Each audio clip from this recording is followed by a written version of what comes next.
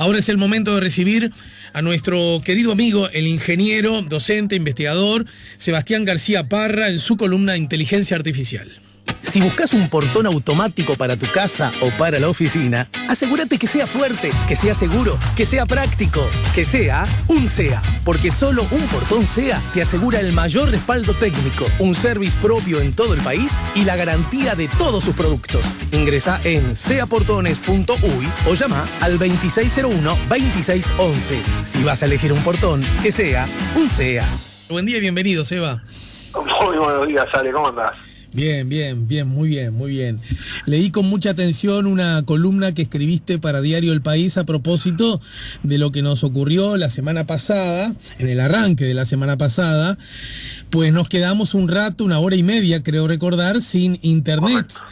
Y bueno, me pareció muy interesante lo que reflexionabas, por un lado, las razones, llamémosle técnicas, que provocaron eso, pero también lo que significó desde la perspectiva cultural, social, incluso emocional, ¿no? Sin duda. Ahí en la columna nosotros tratábamos también de hacer un reconto de lo que fue la historia de Internet a nivel mundial, pero en particular en Uruguay. Y ahí no tenemos que irnos muy lejos, y nos vamos a segunda mitad de la década de los 90, cuando empezó a existir, digamos, Internet de forma masiva, entre comillas, para los hogares. Quiero decir masiva porque, bueno, no todo el mundo tenía acceso, pero, bueno, ya no eran solo las universidades, desde sí, nuestras claro. casas nos podíamos conectar. Y bueno, marcábamos el 0909-1234, era el número de conexión. Nuestro módem hacía unos ruidos muy extraños, que ya los teníamos identificados, Sí. conectábamos habitualmente. Y si nadie levantaba el tubo, la conexión se mantenía. Todos teníamos experiencia de que justo, ¿no? Mamá, papá, tía, el abuelo levantaba el tubo para hacer una llamada, escuchaba un ruido extraño y nos cortaban la conexión. Pero ese momento, que además lo teníamos muy calculado en tiempos incluso, porque no queríamos pasarnos mucho en el tiempo de conexión, pues eso después a fin de mes, a principio de mes, en la factura venía reflejado, ¿no? Tenía su costo.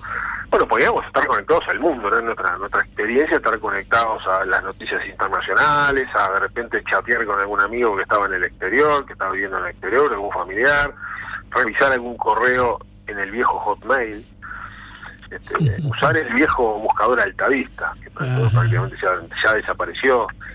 Y esa era nuestra experiencia, pero el razonamiento de fondo ahí es que estaba muy presente el concepto de conexión a Internet. Internet era algo que fallaba, Internet era algo que cuando nos queríamos conectar daba ocupado, muchas veces era muy difícil en determinados horarios pico conectarse al 0909-1234. Y no estaba omnipresente. El lugar de conexión a Internet era un escritorio donde estaba la computadora, que le habíamos conectado el teléfono. Y rápidamente, para lo que es la historia de la humanidad, estamos hablando de 20 años, se logró un avance impresionante. Pasamos de esa conexión en casa, en un solo punto, a una conexión después donde podíamos ya navegar por Internet sin preocuparnos de que alguien levantara el tubo. Eso fue la primera gran revolución que hizo Antel en Uruguay. Y después aparecieron las redes móviles, ¿no? Que podíamos conectarnos a Internet a través de nuestros celulares. Y de a poquito apareció esta omnipresencia de Internet. Estamos todo el tiempo conectados. Y muchas veces se da el caso de que no nos damos cuenta. Y el concepto de Internet desapareció. Hace muchos años yo leí una columna, creo que en El País de España, que el título era muy bueno. El título era Internet va a desaparecer. Uno leía el título y parecía ilógico. Sin embargo, cuando uno entraba al cuerpo de la noticia, justamente lo que abordaba era el concepto de que Internet como facilidad iba a desaparecer de la cabeza de la gente. Iban a aparecer otros actores, iba a aparecer un Google, un Netflix, un YouTube, un TuneIn, un Facebook, un Twitter, pero el concepto subyacente realmente sucedió, desapareció. Pero desaparece hasta que pasa algo. Desaparece hasta que bueno, como pasó el lunes, ¿no? Nos levantamos. Desaparece hasta que desaparece de verdad. Desaparece hasta que desaparece de verdad, porque en los últimos 40 años los conceptos básicos de Internet no han cambiado mucho. Hoy sí el mundo está, para lograr mejores velocidades. Hace 40 años se usaban satélites de órbita alta para la conexión a Internet. Hoy en día la velocidad ha cambiado, existe entendido de fibra óptica por prácticamente todos los océanos. De hecho Uruguay tiene su propia salida de fibra óptica. Existen satélites de órbita baja, de hecho hemos hablado en alguna columna de eso. 5G hoy en día, ¿no? Donde tenemos conexiones, una velocidad, una latencia realmente muy bajas.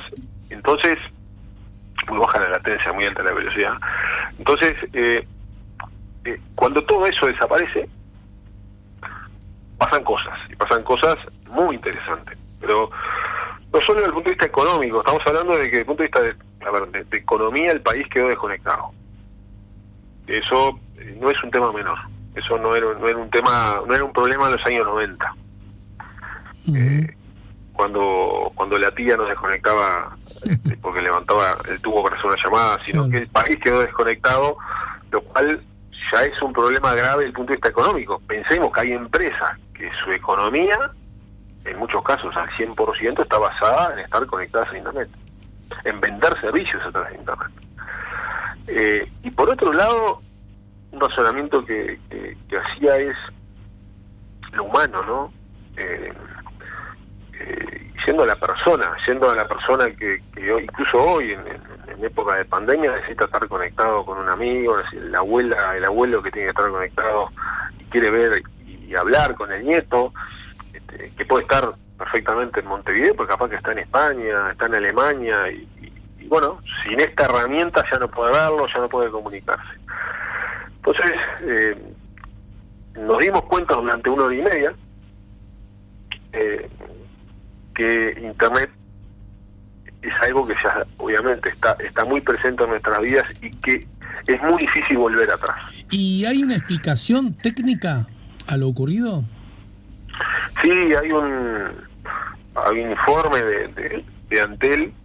En realidad no se rompió nada, no es que se haya cortado el cable de fibra que nos conecta con el resto del mundo, el cable de fibra óptica, que recordemos que es un cable que sale desde Maldonado, va, si no recuerdo mal, pasa por Santos y después ya llega a Boca Ratón en Estados Unidos. No se rompió nada, sino que lo que se cayó por 1 hora y media es algo que se llama DNS, es un servicio que también existe hace unos 40 años, un estándar muy viejo, que es como si fueran la guía telefónica de Internet. A ver, cada vez que nosotros nos conectamos a Internet, sea con nuestro celular o nuestra computadora, se nos asigna, y eso lo hace la telefónica de manera automática, un número. O sea que nuestra computadora pasa a tener un número que es único en todo el mundo. Ese número nos identifica como computador conectado. La página de Diamante, la página de las entidades gubernamentales tiene su número de IP. La de IDATA también.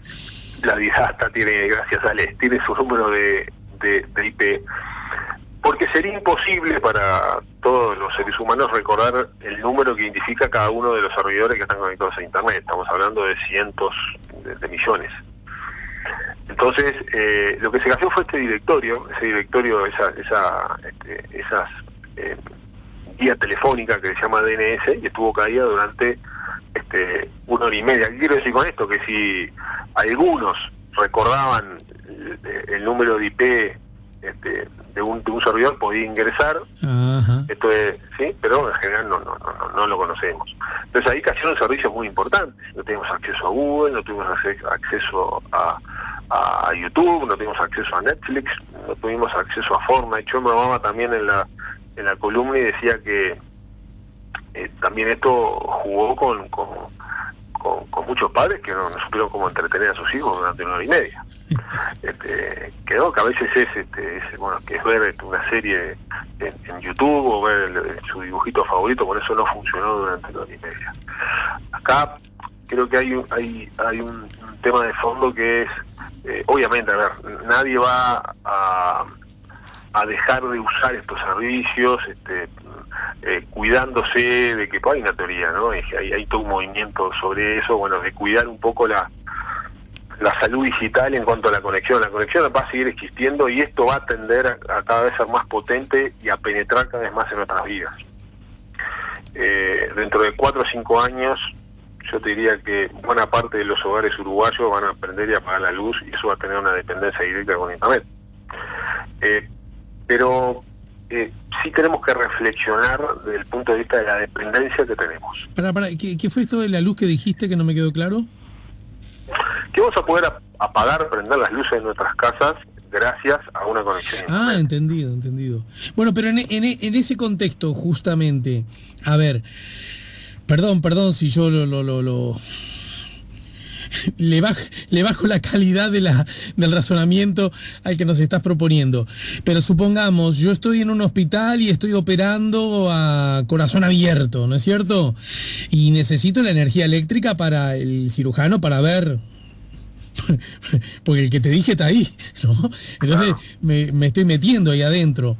Viene un corte de luz e inmediatamente hay un plan B que consiste en que se active un generador propio del sanatorio, del hospital o específicamente del quirófano, según los casos, y hace que no me quede sin ver el corazón. ¿Estamos de acuerdo? De acuerdo. En este tipo de casos, bueno, y seguramente ese hombre que está operando necesita de la internet para la aplicación informática en la operación, ni hablar si es una operación a distancia, y lo mismo el operador de vuelo de la cabina de la torre cuando está viniendo el avión, etcétera. Es decir, ¿Qué pasa en esos casos cuando ya no es solo mi hijo no tiene YouTube y se encuentra despistado?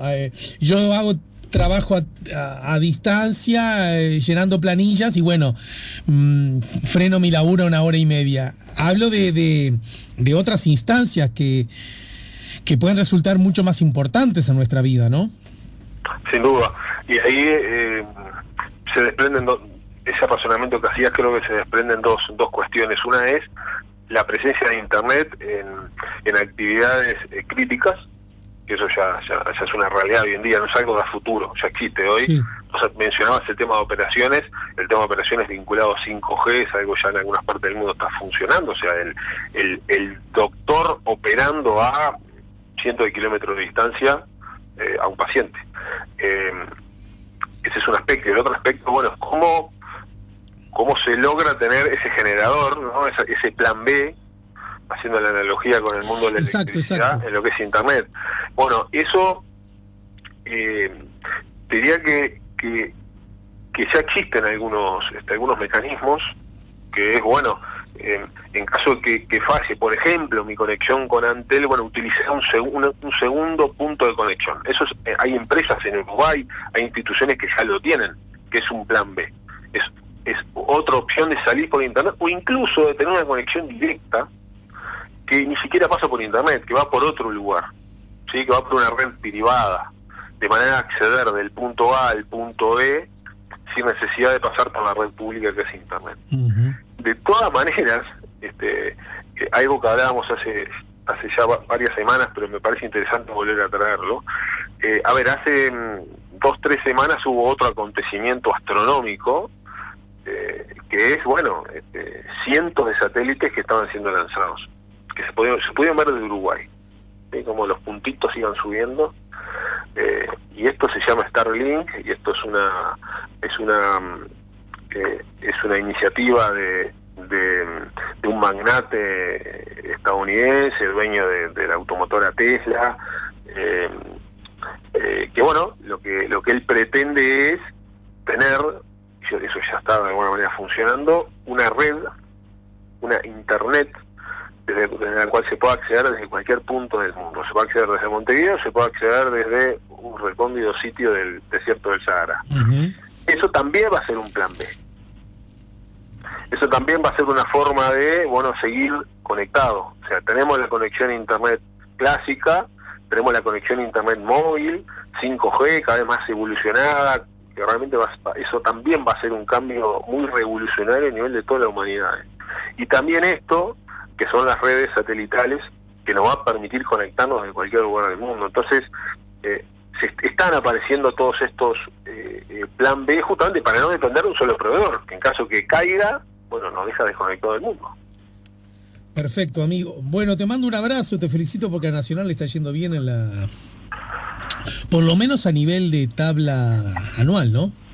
Bueno, se le abrió el arco a Vergesio. Eso ya es claro, porque metió dos goles en 2 partidos seguidos, ¿no? 2 goles en 2 partidos seguidos y tenía una sequía de varios meses. Sí, estamos contentos. Digo, hablo en plural no solo por todos los hinchas de Nacional, sino por mi bolsilludo amigo Diego, que bueno... Sí. Ya sabés que también está muy contento. Claro. Pará, ¿sabés qué? Te cambio de tema, el argentino, que me da ilusión que venga. ¿Cómo es? El que jugaba en el Inter. El argentino que jugaba en el Inter. Sí, de Alessandro, sí. De Alessandro. ¿Cuándo viene? Claro. Está por venir, ¿no? Está por venir, y si no está ya, ¿no? Pero, a ver, ya está en Uruguay, me confirmo. Ya está en Uruguay. Pero claro, no puede jugar hasta que termine el clausura. Está el tema del periodo de pase, exactamente, pero bueno, no, va a dar algo distinto, ¿no? No es la primera vez que pasa esto en Uruguay, en el fútbol uruguayo, que se traen estrella, ¿no? Del fútbol internacional, ya obviamente en retiro para hacer la diferencia. Y ahí hemos tenido de las dos experiencias, ¿no? De la que realmente vinieron y hicieron la diferencia, y las otras que, bueno... ¿Y cuál de las que vinieron hicieron la diferencia? Bueno, estoy pensando, por ejemplo, ¿sabes en qué estoy pensando? Estoy pensando en, por ejemplo, jugadores, no sé si recordás, un jugador boliviano que estuvo en Uruguay hace muchos años, ahora Limber Gutiérrez. Limber Gutiérrez, sí, es verdad, sí. Que también bastante pasada edad, pero bueno, grande, la diferencia. Sí. Porque así ahora me viene, pero mirá que no. Me da la sensación de que son más los que vienen. Estabas incluyendo a Nacional, jugadores uruguayos. Bueno, sí, claro, jugadores uruguayos también. Perdón, Álvaro Recoba también, pero... No, el chino me parece que es un caso bien claro, y el otro caso probablemente... El que yo recuerdo así como más emblemático, perdón que te cite el ejemplo, pero lo hago desde afuera, obviamente, es Bengoechea, ¿no? Bueno, también sí, Pablo Bengoechea sin duda. Pero bueno, pero no sé qué edad tenía Bengoechea cuando vino a Peñarol, esa es una... bueno, dolió mucho no sé qué edad tenía, pero nos dolió mucho. Bueno, por lo menos 5 años te dolió, ¿no? Sí. Pero pará, y después en Peñarol recuerdo también el caso de Chilabert. Claro, por supuesto. Tenés razón, el caso de Chilabert, que además generó todo ese ruido que genera una persona como Chilabert. Bueno, justamente, generó ruido con Bengoechea también, entre otros, ¿no? Claro, sin duda, exacto, pero además, bueno, hizo la diferencia, ¿no? Hizo un buen campeonato. Y bueno, por lo menos Peñarol ese año salió campeón, por lo menos salió eso. Campeón. Porque también a mi cabeza viene Gallardo, pero sin embargo, Gallardo sale campeón ese año, pero jugó poco porque se lesiona, ¿no? Sí, jugó poco. Vos sabés que yo tengo una pequeña anécdota con Gallardo que no la puedo olvidar, que es yo en esa época trabajaba en una empresa que estaba ahí en frente a la Hotel Carrasco. Y bueno, me fui a comprar el almuerzo al mediodía en una panadería, y estaba Gallardo con un par de personas más. Él era ya técnico de Nacional. Ajá.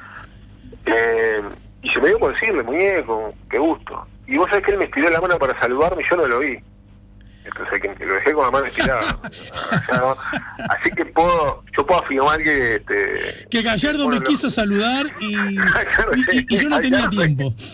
Exactamente, pero bueno, resalto la caballerosidad del hombre en intentar saludar a un tipo muy distraído. Corrijo porque estoy viendo, Bengoechea vino a Peñarol en el año 93 y Bengoechea es del mismo año que yo, tenemos la misma edad. Él es del 27 de junio, yo del 29 de junio del 65.